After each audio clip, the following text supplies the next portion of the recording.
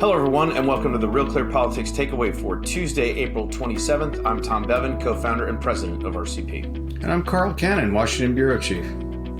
The gang is back together, Carl. It's been a while. Well, I was in Puerto Rico, Tom, and I finally bit the bullet and cut my hair. So, I'm not hiding my ponytail this morning. I was out last week touring colleges with my daughter. We've got a big decision. She has a big decision to make here shortly. So, but Carl, back to the world of politics. We have Joe Biden giving an address to Congress this week. He has just reached, or is reaching, his first 100 days, and we have a bunch of polling that just came out on this.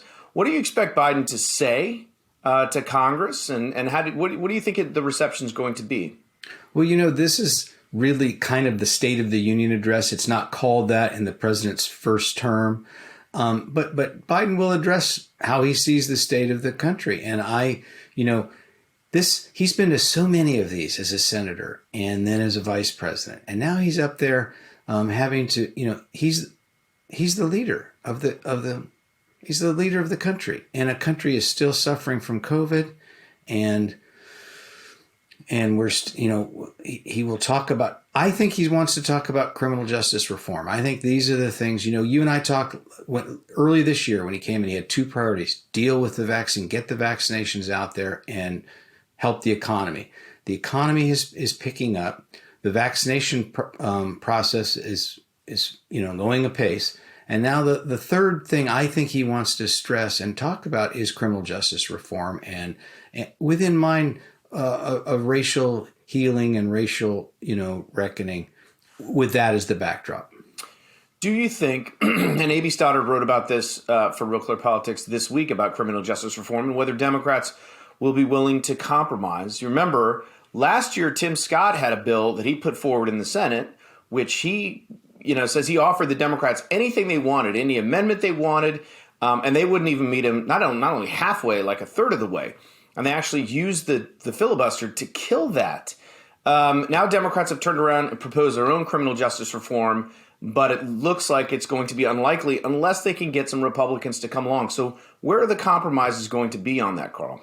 Well, that last year, in a way, future historians will talk about the odd hypocrisy is really too mild a word. You had a black senator, Republican senator, from representing Strom Thurmond's old seat in the Senate, proposing criminal justice reform that would aimed at helping African Americans who are brutalized by police, and none of the Democrats would do anything to help him, and use the filibuster to kill it. And then, 3 months later, the filibuster is in there telling a remnant of Jim Crow. It's too much to, if logic is your thing, forget it.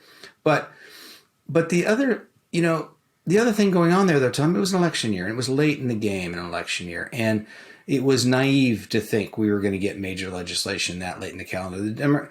Nancy Pelosi, God bless her, has been pretty open about this. She didn't want to do anything, even on the economic stimulus, that would help President Trump or help Republicans candidates going into the election year. I mean, she admitted that, and that's been true in both parties. But that's the way it is in Washington these days, and that's not something only Republicans do. It's hard to do major legislation in an election year late in the calendar. This is not an election year. It's not late in the calendar. These guys ought to be able to come together and compromise and forge a bill. There is a consensus in this country that we need to rethink law enforcement in some crucial ways. The Democrats' big thing is they don't want police officers to have immunity anymore from civil suits and prosecution. That's their big. But there are ways to compromise in all these issues. Unlike AB, who I teased in our Friday broadcast, Tom, you weren't here. Friday we do our audio only longer version. I accused her of being your stand-in, the designated Eeyore, as a pessimist, because she didn't think we'll get legislation. And she said something like, Carl, if you don't know I'm a pessimist, you and I need to spend more time together. But as everybody knows who watches this podcast, I'm an optimist. I think there is the framework for compromise legislation on law enforcement that both parties can sign off on, and that will make America a better and safer place. So the question, Carl, is how much can the federal government really do in terms of reforming police departments, because they're local jurisdictions. They're and what New York City does isn't necessarily the same as what a smaller town police force might want to do or do.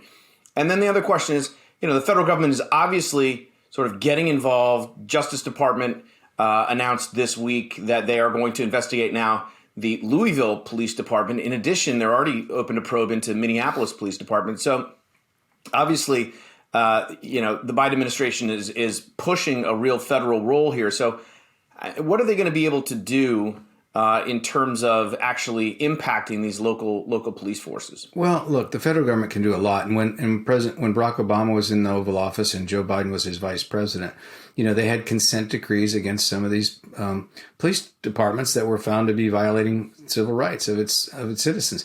They can pressure these police departments to straighten up. They can they give them money. The federal government still donates a lot of money. These militarization of these police departments. Most of this equipment comes from the federal government, from the military. They can stop doing that. I think there's and the president can set a tone. If Joe Biden and Kamala Harris say they want something done, there's pressure on blue state governors and legislatures to follow suit. I actually think there's a key role for the president to play here, even if some of it's symbolic, Tom. I do think, Carl, the Democrats risk, right? They, defund the police didn't go well last time. It is not a position that is shared by, a majority of the country at all. It's actually, a big majority opposes the idea of defunding the police. And then you have, these instances like LeBron James tweeting out, that the officer from the Ma'Khia Bryant shooting saying, you're next, and deleting that tweet. But do Democrats risk? I think they do. They risk being seen as even more anti-police and against the police, and painting all cops as bad actors. And that's something that could potentially, backfire on them. Well, I agree with that completely, Tom. And the Democrats have they don't have a majority in the Senate, which is evenly divided. They have a very thin majority in the House. If they're perceived as anti-police and they push through, some very progressive version of this bill, it's quite likely they could lose the House in 2 years. I think, but that's one of the reasons that gives me hope.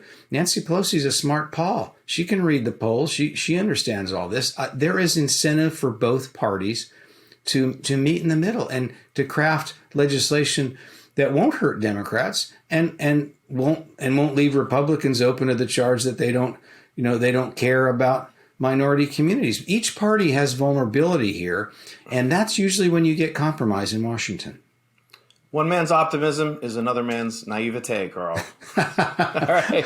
I'll almost plead guilty to that. Maybe nolo contendere. All right, we will leave it there. I'm Tom Bevan, co-founder and president of Real Clear Politics. And I'm Carl Cannon, Washington bureau chief. And this has been the Real Clear Politics Takeaway for Tuesday, April 27th, 2021.